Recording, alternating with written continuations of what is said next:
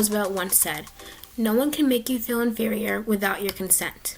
But what if that inferiority comes from an indirect source? The cycle of female misrepresentation in media can affect how women and young girls view themselves and those around them. Oftentimes, we admire or compare ourselves to others, especially those in the public eye. Young girls look up to anyone and anything, so inspiring female role models are important. These role models can take the shape of someone's favorite celebrity. My best friend is Ariana Grande. Do you have a favorite celebrity? My favorite celebrity is Taylor Swift. Growing up, Taylor Swift was a perfect source of admiration and comparison. I not only was inspired by her, but I wanted to be like her.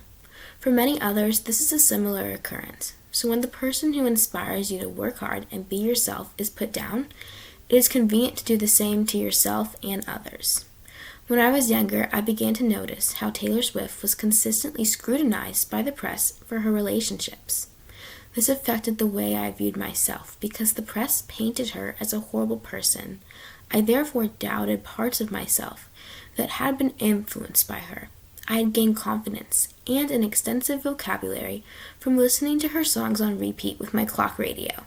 For me, waiting by the radio for her is what brightened some of my most boring days. Rumors travel as fast as getaway cars. In my life, rumors spread just as quickly in school because over the years, the internet has framed this as appropriate. Young girls have perceived these influences and consumed this behavior. This year, a friend of mine was dress-coded for her outfit. The next day, rumors spread about her character and self-worth. In a matter of 24 hours, I witnessed her being attacked by her peers at school. I was bewildered and shocked at the speed in which this occurred. In the weeks that followed, other girls wore similar outfits, yet hadn't been dress-coded. This spread further rumors about all of these girls, simply because of their body types and how our view on this has been shaped by the internet. In addition to young girls being affected, women who look like or are the same age as these celebrities are affected too.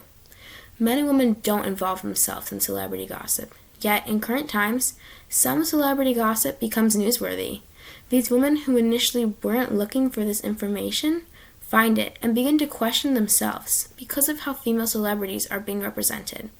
However, misrepresentation for women isn't new. Throughout the years, women have been cast in a false light, before and after the internet.